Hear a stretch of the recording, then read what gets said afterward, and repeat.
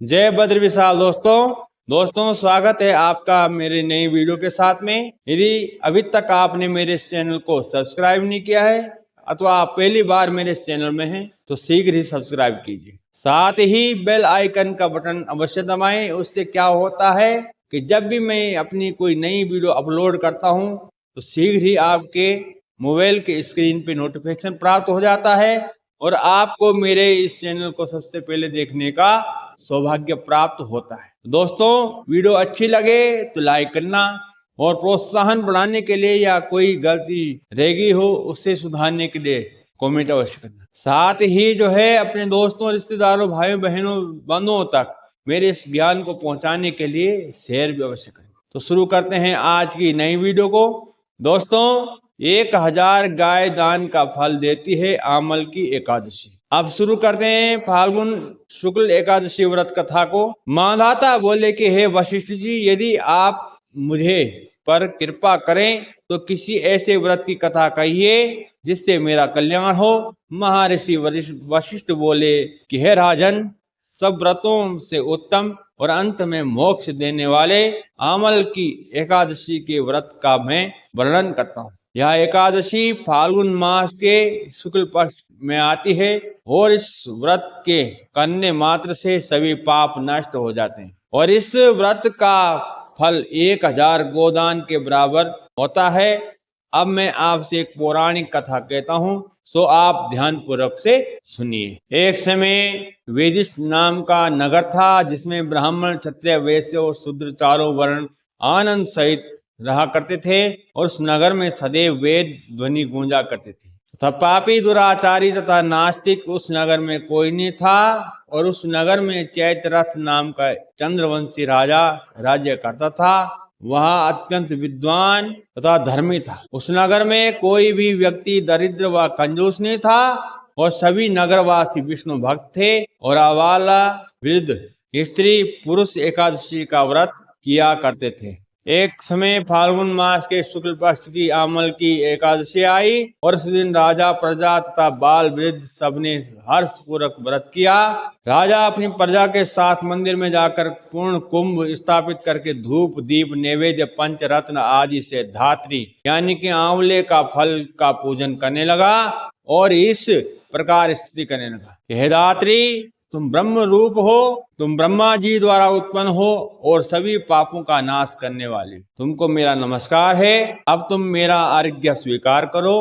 तुम श्री रामचंद्र जी द्वारा सम्मानित हो। मैं आपकी प्रार्थना करता हूँ, अतः आप मेरे सभी पापों का नाश करें। उस मंदिर में सबने रात्रि को जागरण किया और रात के समय वहां एक बहेलिया आया जो कि अत्यंत पापी और दुराचारी था। वह अपने कुटुंब का पालन जीव हत्या करके किया करता था।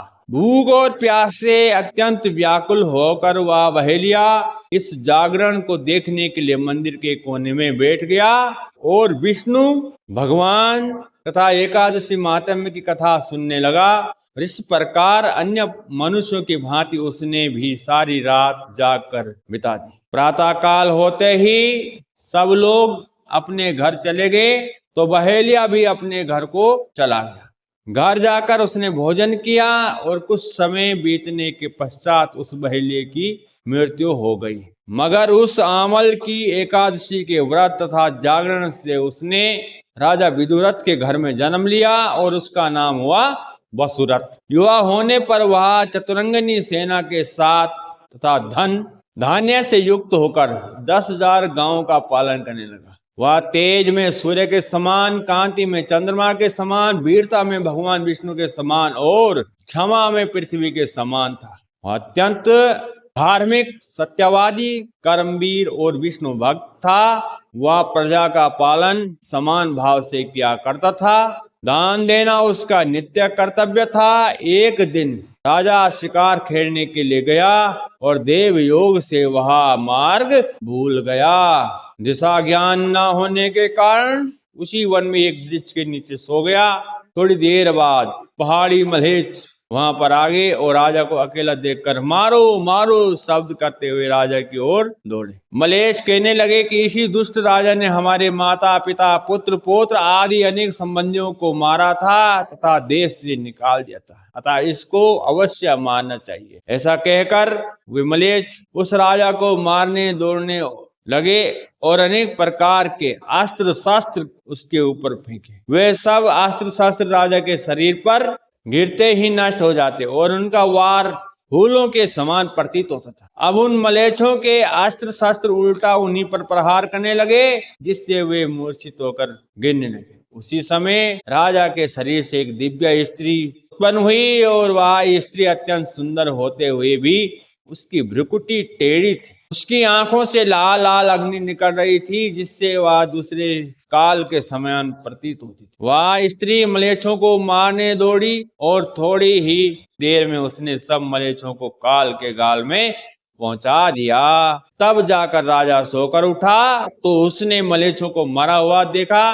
कहा कि इन शत्रुओं को किसने मारा है? इस वन में मेरा कौन हितैषी रहता है? वह ऐसा विचार कर ही रहा था कि आकाशवाणी हुई कि हे राजन, इस संसार में विष्णु भगवान के अतिरिक्त कौन तेरी सहायता कर सकता? इस आकाशवाणी को सुनकर राजा को अपने राज्य में आ गया और सुख पूर्वक राज्य करने लगा। मां ऋषि वशिष्ठ बोले कि हे राजन, यह आमल की एकादशी के व्रत का प्रभाव था। जो मनुष्य इस आमल की एकादशी का व्रत करते हैं वे प्रत्येक कार्य में सफल होते हैं और अंत में विष्णु भगवान के परम धाम को प्राप्त करते हैं। तो दोस्तों, यदि आपको ये वीडियो अच्छी लगी है तो लाइक करें, कमेंट करें और शेयर करना ना भूलें। साथ ही यदि अभी तक भी आपने मेरे इस चैनल को सब्सक्राइब नहीं किया है तो शीघ्र ही इस चैनल को सब्सक्राइब कीजिए और बेल आइकन का बटन अवश्य दबाएं। उससे क्या होता है कि जब भी मैं अपनी कोई नई वीडियो अपलोड करता हूं